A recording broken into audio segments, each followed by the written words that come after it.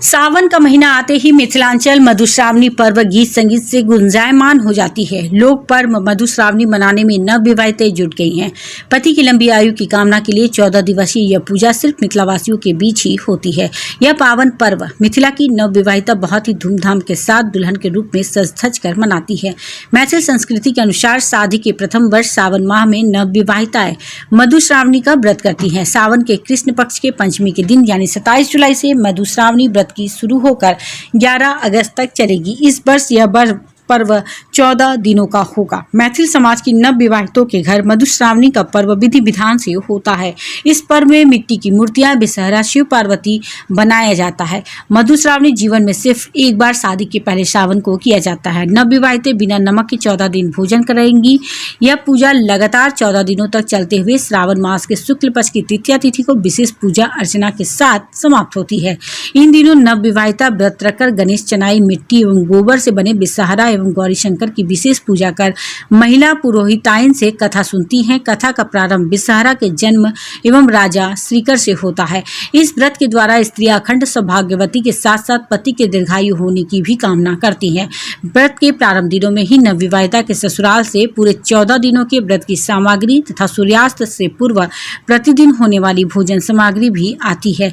शुरू व अंतिम दिनों में व्रतियों द्वारा समाज व परिवार के लोगों में अंकुरी बांटने की भी प्रथा देखने को मिलती है।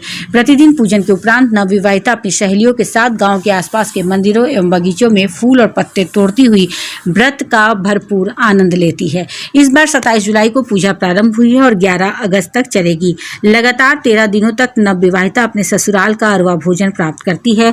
तपस्या के समान यह पर्व पति को दीर्घायु करने के लिए ही है। नवविवाहिता के ससुराल पक्ष से विधि विधान से कोई कसर नहीं होने दी जाती। पूजा के अंतिम दिन नवविवाहिता के ससुराल पक्ष से काफी मात्रा में पूजन की सामग्री मिष्ठान नए वस्त्र के साथ 5 बुजुर्ग लोग आशीर्वाद देने के लिए आते हैं।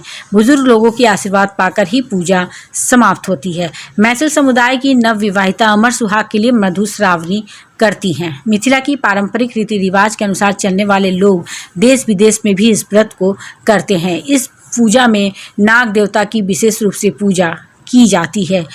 प्रत्येक दिन अलग अलग कथाओं में मैना पंचमी, बिसहरी, बिहुला, मनसा, मंगला गौरी, पृथ्वी, समुद्र मंथन, सती की कथा व्रती को सुनाई जाती है। प्रातःकाल की पूजा में गोसाई गीत व पावनी गीत गाए जाते हैं तथा संध्या की पूजा में कोहबर तथा संझौती गीत गाए जाते हैं।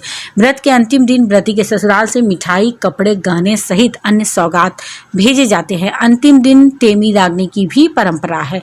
मधुश्रावणी के दिन जलते दीप के बाती से शरीर के कुछ स्थानों पर घुटने और पैर के पंजे दागने की परंपरा भी वर्षों से चली आ रही है। इसे ही टेमी दागना कहते हैं। पंचमी के पाबनि छै, 15 दिन के फुललोड़ी होइ छै और सुहागिन स्त्री के कैल पड़ै छै। नव विवाहित जोड़ा जे रहै छै से पड़ै छै। 15 दिन फूल लोढ़ल जाइ छै। 15 दिन में साड़ी पहिर कऽ सजि धजि कऽ फूल लोढ़ल जाइ छै और कथा सब होइ छै। एहिमे कोन कोन भगवान के पूजा होइ छै? एहिमे नाग देवता के पूजा होइ छै।